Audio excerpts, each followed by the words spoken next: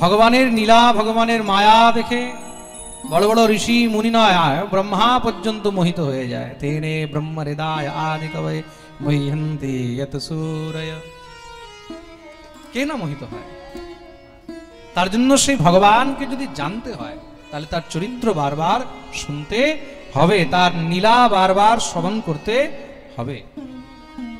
বই পড়লে হবে না, শুধু গ্রন্থ অধ্যয়ন করলে কিন্তু বুঝতে পারবে না, বই পড়লেও বিভ্রান্তি হয়ে যাবে। তার জন্য মহাপুরুষদের মুখে, গুরুজনদের মুখে, বিদ্বানদের মুখে, সাধুদের মুখে হরিকথা শ্রবণ করতে হবে। তার জন্য বলেছে সাধু মুখে হরিকথা। হরিকথা কার মুখে শুনবে? জোরে বলো। সাধু মুখে, অসাধুর মুখে শুনবে না। অসাধুর মুখে শুনলে, পাপীর মুখে শুনলে, ম্লেচ্ছের মুখে শুনলে, কোনো ভণ্ডের মুখে শুনলে কি হবে? ঈশ্বরের প্রতি যা তোমার মনে শ্রদ্ধা আছে সেটাও নষ্ট হয়ে যাবে, অশ্রদ্ধা হবে। তার জন্য কোনো সময় ভুলেও কোনো অনাচারী, দুরাচারী, পাখণ্ডী, পাষণ্ডী, যারা বেদ, বিপ্র, ঈশ্বর বিরোধী, তাদের মুখের কোনো কথাই শুনতে নেই। প্রেম সে বলো, কখনো শুনতে নেই। এখন বর্তমানে আমাকে অনেকে একটা ভিডিও পাঠিয়েছে, কোনো এক ভণ্ড কীর্তনিয়া রয়েছে দীনকৃষ্ণ ঠাকুর। আমাকে অনেকে বলে, মহারাজি আপনি একটু এটার উপর একটু বলবেন, দেখুন কেমন কেমন অনাচারী কথা বলে, কেমন কেমন দুরাচারী কথা বলে, মহাপ্রভুকে নিয়ে যা তা উদ্দণ্ডতার কথা বলে, ভগবান শ্রীকৃষ্ণকে নিয়ে যা তা কথা বলে। দেখুন, অনেকে তার অনেক তথ্য বের করেছে, সে নাকি বুদ্ধিস্ট সম্প্রদায় গ্রহণ করেছে, সে রাজনীতি, পলিটিক্স নিয়ে শাস্ত্র বিরোধী কথা বলে। দেখুন, কে কোন কি মেন্টালিটি নিয়ে কি নিয়ে চলে এইসব দেখার আমাদের প্রয়োজন নেই। কিন্তু একটা কথা আপনাদেরকে বলে দিচ্ছি, যারা লাইভ শুনছেন বা এখানে বসে আছেন, সত্য যুগ থেকে নিয়ে ভগবানের যারা বিরোধ করেছে, যারা ঈশ্বরের নিন্দা করেছে, তারা ছিল অসুর। অসুর ছাড়া বেদ, বিপ্র, ঈশ্বর নিন্দা কেউ করে না। জীব দুই প্রকারের হয়, এক হয় দৈবীয় আর এক হয় আসুরিক। জীব দুই প্রকারেরই, তৃতীয় প্রকারের কোনো জীব নেই। খুব মন দিয়ে শুনবে, শাস্ত্রের মধ্যে জীব দুই প্রকারের বলা হয়েছে। জীব বলতে মনুষ্য, মানব জীব দুই প্রকারের। এক হলো দৈবীয়, যারা দৈবীয় গুণ সম্পন্ন হয় তারা ঈশ্বরের ভক্ত হয়, আর যারা আসুরিক গুণ সম্পন্ন হয় তারা ঈশ্বর বিরোধী হয়। তা যে ঈশ্বরের নিন্দা করে, মনে রাখবে সে কলিযুগেই হোক না কেন, তারা সব হলো অসুর। একদম সোজাসুজি কথা, সে যেই হোক সে হলো অসুর। তা অসুর সত্য যুগেও ছিল, অসুর ত্রেতাতেও ছিল, অসুর দাপরেও ছিল। তা কলিতে কি করে অসুর শেষ হয়ে যাবে? বাহ ভাই বাহ! ভগবান যে সময় স্বয়ং অবতীর্ণ হয়ে এসেছেন কৃষ্ণ রূপে, রাম রূপে, তখন অসুর ছিল, আর আজকের ডেটে অসুর থাকবে না? অসুর তো আজও থাকবে। তা সেই অসুর হয়তো দীনকৃষ্ণ ঠাকুর হয়েই এসেছে।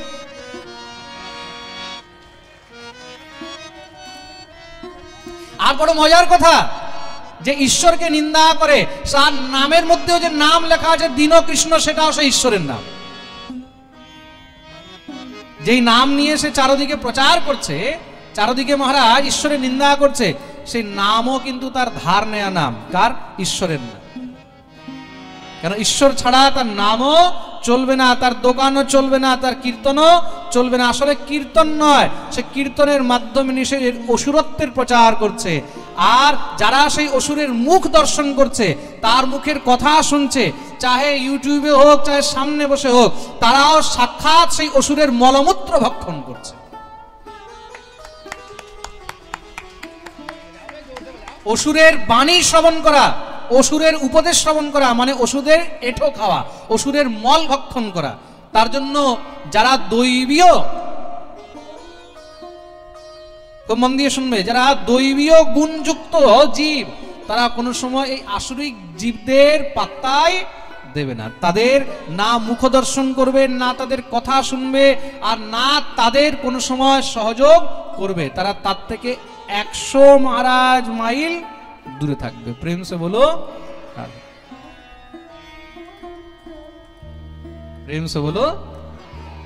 তার জন্য সে যেই হোক, সে যেই ঠাকুরই হোক, যেই কৃষ্ণই হোক, সে যেই কোনো কীর্তনিয়া হোক, যেই কোনো মহারাজ সম্প্রদায়ের হোক, যে ঈশ্বর নিন্দা করে, বুঝে যাবে সে হলো সাক্ষাৎ অসুর।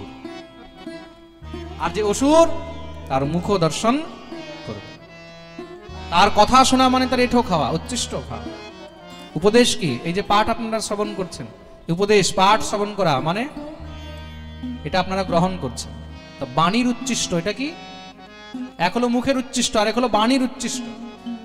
এটা হলো বাণীর উচ্ছিষ্ট, আমরা কর্ণ দিয়ে গ্রহণ করছি। কার মুখের এঁঠো টেনে খেলে সেই মহারাজ হৃদয় প্রদূষিত হয় না, যতটা তার মুখের বাণী ভিতরে ঢোকালে হৃদয় প্রদূষিত হতে পারে। প্রেম সে বলো। এই যে শব্দ, এই যে বাণী, এই বাণী একটা এমন খারাপ জিনিস, কার ভিতরে কোন সময় ঢুকে যে কতটা বিষ ছড়াবে এটা কেউ বলতে পারবে না। পারবে? সংশয়রূপী শঙ্কারূপী বিষ এই বাণী দ্বারা ছড়ানো হয়। তার জন্য এই বাণী থেকে বড় বিষ এই সংসারে আর কিছু নেই।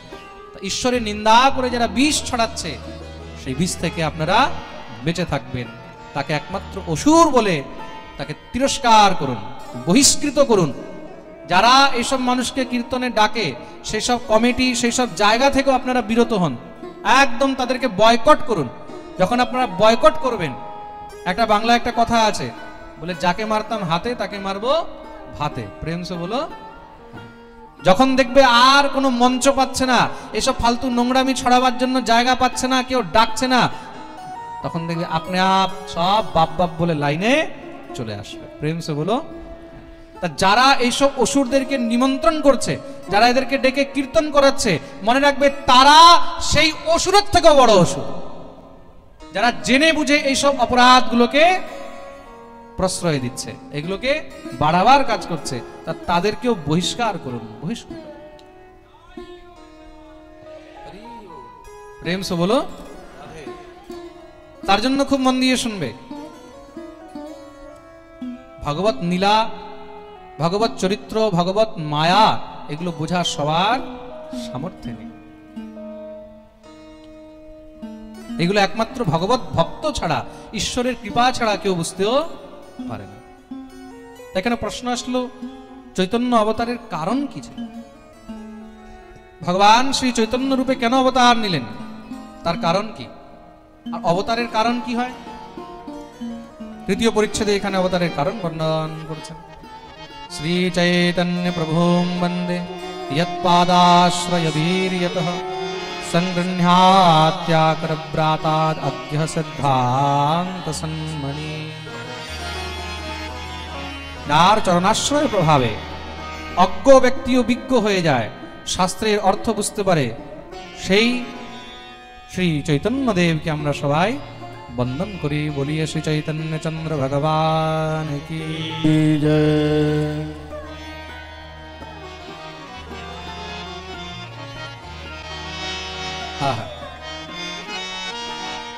बोलिए राधा श्याम सुंदर लाल की जय। अहो भाग्यम, अहो भाग्यम। आज আমাদের পরম সৌভাগ্য, আমাদের মধ্যে পরম পূজ্য বড় বাবা শ্রী গোপীবল্লভপুর থেকে আমাদের সবাইকে নিজের কৃপারূপী দিব্য ছত্র ছায়া দিয়ে সিঞ্চিত করার জন্য এখানে পদার্পণ করিয়াছেন। সবাই উলুধ্বনি দিয়ে একবার বাবাকে স্বাগত করুন।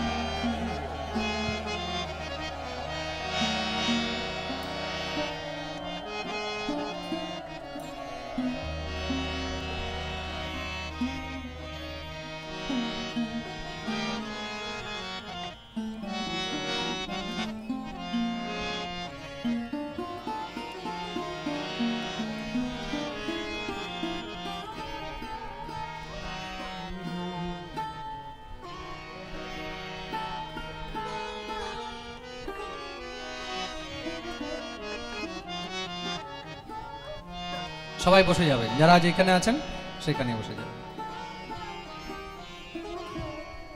চৈতন্য অবতারের কারণ কি, আমরা এই বিষয়ে শ্রবণ করছিলাম। দেখুন অবতারের কারণ কি কি হয়। গীতায় ভগবান বলছেন, यदा यदा हि धर्मस्य ग्लानिर्भवति भारत अभ्युत्थानमधर्मस्य तदात्मानं सृजाम्यहम् परित्राणाय साधूनां विनाशाय च दुष्कृतां धर्म संस्थापनार्थाय সম্ভবামি যুগে যুগে।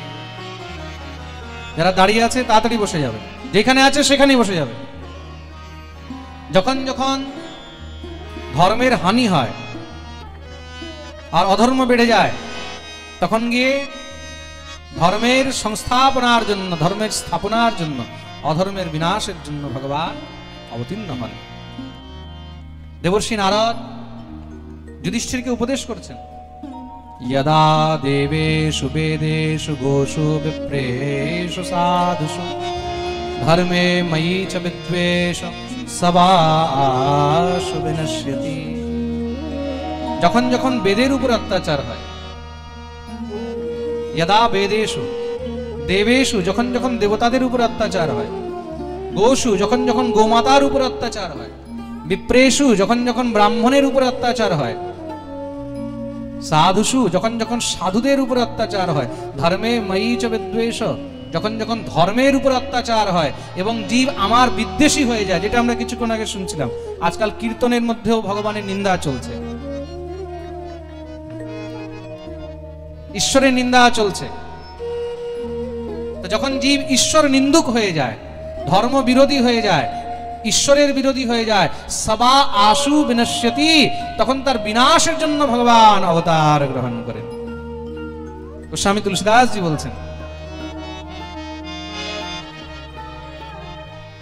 जब जब हो यही धर्म की हानि, जब जब हो यही धर्म की हानि, बाढ़हि असुर अधम अभिमानी, बढ़ी असुर अधम अभिमानी, तब तब धरे प्रभु विविध शरीरा, तब तक धरे प्रभु विविध शरीरा, हरहि कृपा निधि सज्जन पीरा, हरहि कृपा निधि सज्जन पीरा। श्री राम जय राम जय जय राम, श्री राम जय राम जय राम जय राम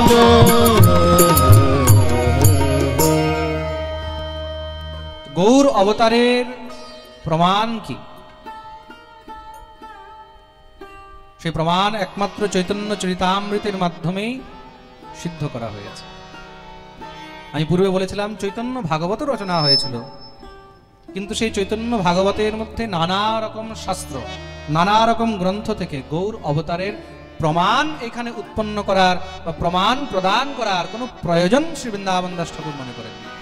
কিন্তু পরবর্তীকালে নানা রকম ঈশ্বর বিরোধী, হরিবিমুখ জীবের, গৌর বিমুখ জীবের অনেক প্রকারের বিভ্রান্তি ছড়াবার কারণে,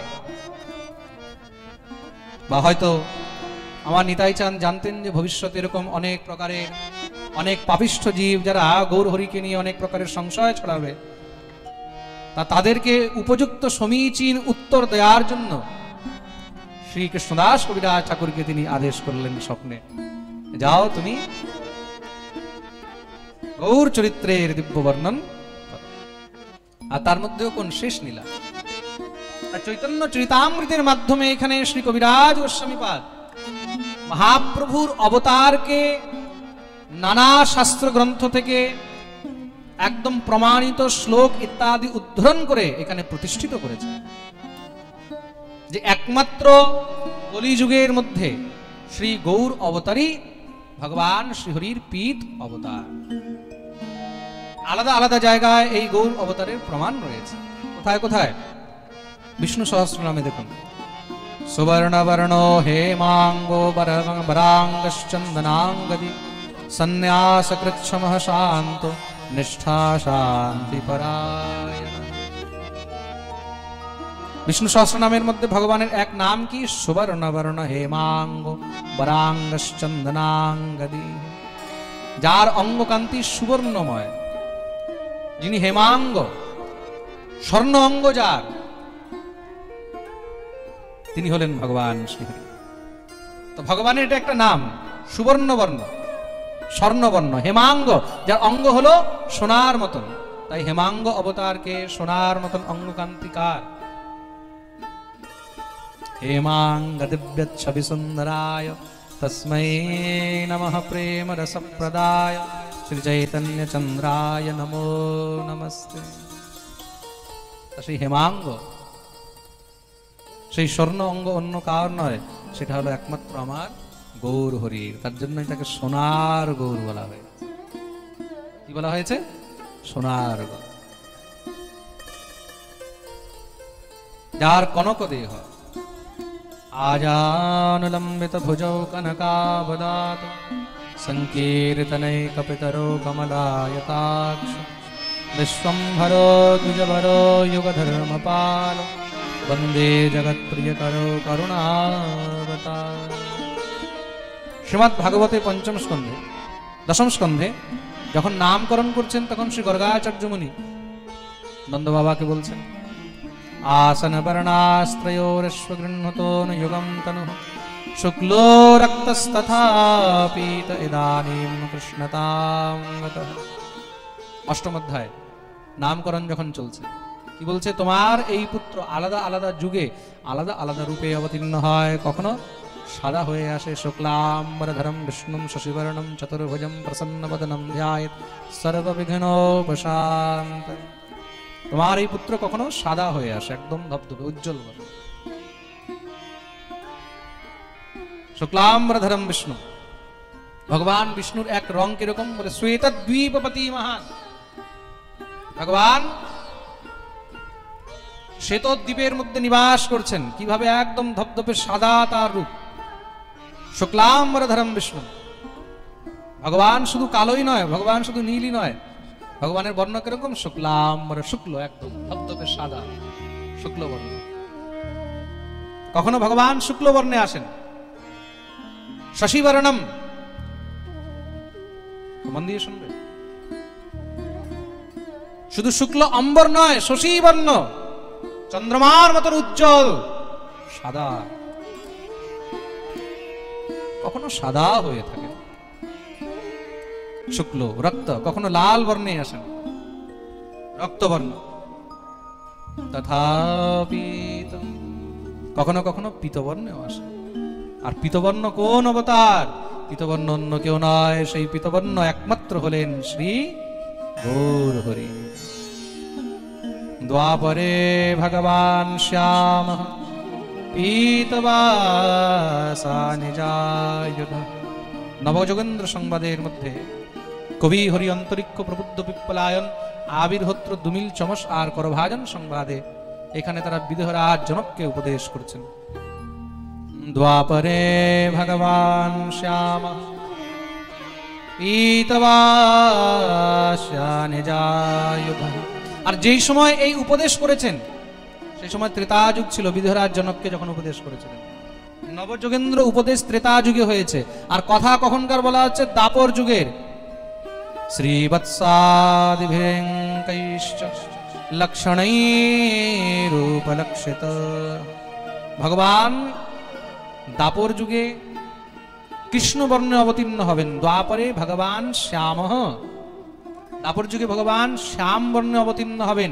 পীতবাসা নিজায়ুধ, যিনি পীতবর্ণের বস্ত্র ধারণ করবেন, মানে হলুদ রঙের কাপড়। শ্রীবৎসাদিভির অঙ্কৈশ্চ, শ্রীবৎসের চরণ চিহ্ন ইত্যাদি দিয়ে যিনি অঙ্কিত থাকবেন। লক্ষণেই রূপ লক্ষিত, এগুলো তার লক্ষণ হবে। আর সেই ভগবান কলিযুগে যুগধর্ম নামেরও প্রচার, তথা লাগি পীতবর্ণ চৈতন্য অবতার। আর সেই ভগবান যিনি দাপরের মধ্যে কৃষ্ণবর্ণের অঙ্গকান্তিকে ঢাকা দেওয়ার জন্য পীতবর্ণের বস্ত্র উপযোগ করেছেন, পীতবর্ণের বস্ত্র ধারণ করেছেন। ভগবানকে পীতবর্ণের বস্ত্র খুব ভালো লাগে। পীতবাসা মনোহরঃ তাসামাবিরভূৎসরিস্ময়মান মুখাম্বুজঃ পীতাম্বরধরঃ স্রগ্বী সাক্ষাৎ মন্মনমন্মথঃ। রাসের মধ্যে বলছেন না ভগবান পীতাম্বরধারী। গোপীদের যখন ভগবান বিরহ মোচন করলেন তখন পীতাম্বর ধারণ করে এসেছেন। ভগবানকে পীতবর্ণ এত প্রিয়, তা ভগবান সেই পীতবর্ণকে কলিযুগের মধ্যে অঙ্গকান্তি বানিয়ে অবতার নিয়েছেন। কেন? বিরহের সন্তাপ থেকে দূর করার জন্য ভগবান পীতাম্বর ধারণ করে গোপীদের মধ্যে প্রকট হয়েছিলেন। তা কলিযুগের জীব তো এই পঞ্চ অজ্ঞান রূপী বিরহের সবসময় সন্তাপে রয়েছে। আমরা পঞ্চ অজ্ঞান শুনছিলাম তো, এই রোগ শোক ভয় মোহ ইত্যাদি, এইগুলোর মধ্যে সবসময় আমরা জ্বালায় জ্বলছি, সন্তাপে জ্বলছি। তা এই কলিহত জীবকে ভগবান শান্ত করার জন্য, নিজের করুণা নিজের কৃপার বর্ষা করার জন্য বারবার কি আর হলুদ কাপড় পরে আসবেন?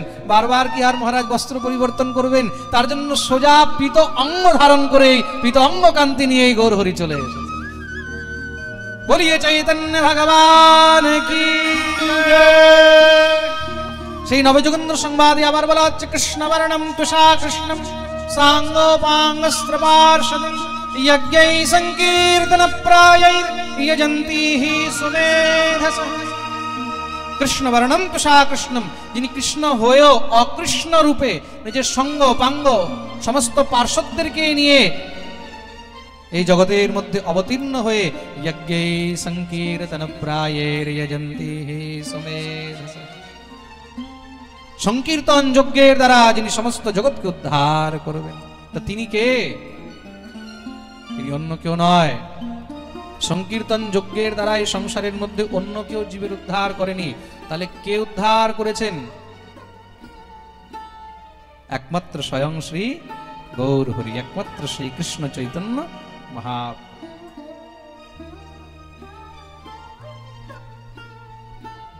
যেই বস্তু তিনি আজ পর্যন্ত জগৎকে অর্পণ করেননি, কোনো অবতারে অর্পণ করেননি, সেই বস্তু অর্পণ করার জন্য, জীবের উপরে কৃপা করার জন্য তিনি অবতার নিয়েছেন।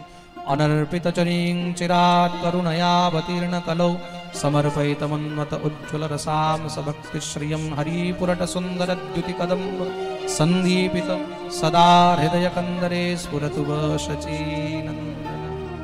অনর্পিত চরিং চিরাৎ, যেটা অনর্পিত ছিল, আজ পর্যন্ত যেটা অর্পণ করা হয়নি, কি? কৃষ্ণ প্রেম। যজ্ঞৈ সংকীর্তন প্রায় যজন্তি সুমেধসঃ। সেই কৃষ্ণ প্রেম সংকীর্তন যজ্ঞের মাধ্যমে সমস্ত জগৎকে যিনি প্রদান করেছেন, তিনি সংকীর্তনের পিতা। সংকীর্তনৈক পিতরো কমলায়তাক্ষ, তিনি সংকীর্তনের পিতা, জনক। তিনি হলেন কলিযুগ পাবন অবতার শ্রীমন মহাপ্রভু। কত প্রমাণ চাই গৌর অবতারের, কত প্রমাণ চাই চৈতন্য অবতারের। কবিরাজ গোস্বামী পাদ এখানে একদম ভরে ভরে দিয়েছেন। প্রেম সে বলো, আরে বলো না, আরো জোরে, আরো জোরে। ভগবান নিজে উপপুরাণে বলেছেন, অহমেব ক্বচিৎ ব্রহ্মণ সন্ন্যাসাশ্রমমাশ্রিত হরিভক্তিম গ্রাহয়ামি কলো পাপহতান নরান। ভগবান নিজে বলছেন, অহমেব ক্বচিৎ ব্রহ্মণ, কোন সময় আমি সন্ন্যাস আশ্রম আশ্রিত, কোন সময় আমি এই জগতের মধ্যে কলি যুগে সন্ন্যাস ধর্ম গ্রহণ করব, সন্ন্যাস আশ্রম আশ্রিত হব। কেন? হরিভক্তিম গ্রাহয়ামি কলৌ পাপহতান নরান। কলিযুগের যে জীব যারা পাপে আচ্ছন্ন হয়ে আছে, পাপে ডুবে রয়েছে, সেই সমস্ত জীবকে উদ্ধার করার জন্য হরিভক্তি গ্রহণ করে সেই সমস্ত জগতে আমি হরিভক্তির প্রচার করব। স্বয়ং ভগবান উপপুরাণে বলছেন। তার জন্য প্রমাণ শুধু এক জায়গায় নয়, নানা গ্রন্থে, নানা শাস্ত্রে নানা জায়গায় জায়গায় শ্রী চৈতন্য অবতারের এক থেকে এক অদ্ভুত উপমা, এক থেকে এক অদ্ভুত প্রমাণ রইয়াছে। বলিয়ে চৈতন্য চন্দ্র ভগবান। মহাপ্রভুর অবতারের প্রয়োজন কি ছিল, অবতারের প্রমাণ তো আমরা জানলাম, এগুলো কারণ, প্রয়োজন কি ছিল, এগুলো আমরা কালকের পাঠে শ্রবণ করব।